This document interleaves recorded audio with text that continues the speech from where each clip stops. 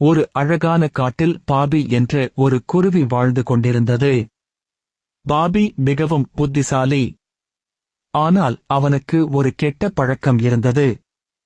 அது என்னவென்றால் மற்றவர்களை கிண்டல் செய்வது.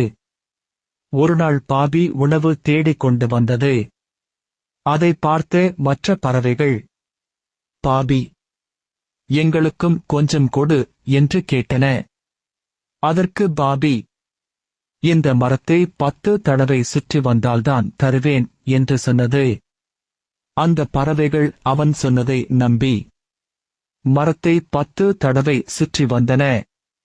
ஆனால் அவர்கள் திரும்பி வந்தபோது பாபி எல்லா உணவையும் சாப்பிட்டு விட்டது. அதை பார்த்த பறவைகள் மிகவும் வருந்தின.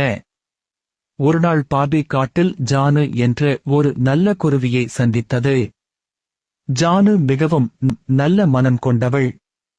ஆனால் பாபி எப்போதும் போல மற்றவர்களே கிண்டல் செய்வதையே செய்து கொண்டிருந்தது. ஒருநாள் ஒரு குரங்குடன் சண்டை போட்டான் பாபி. ஜானு பலமுறை வேண்டாம் என்று சொன்னாலும் பாபி கேட்கவில்லை. அந்த சண்டையில் குரங்கு கோபமாகி பாபி மற்றும் ஜானு கட்டியிருந்த கூட்டை உடைத்துவிட்டது. அந்த கூட்டில் இருந்த அவர்களின் முட்டைகளும் உடைந்து போயின. அப்போது பாபி மிகவும் வருந்தியது.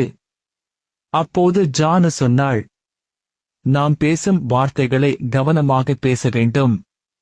கவனமில்லாமல் பேசினால் அதே வார்த்தைகள் நமக்கு துன்பத்தை தரும். அதனால்தான் திருக்குறள் கூறுகிறது, யாகாவாராயினும் நாகாக்க, காவாக்கால் சோகாப்பர் சொல்லு. எந்த சூழ்நிலையிலும் நம் நாவை கட்டுப்படுத்தி பேச வேண்டும்.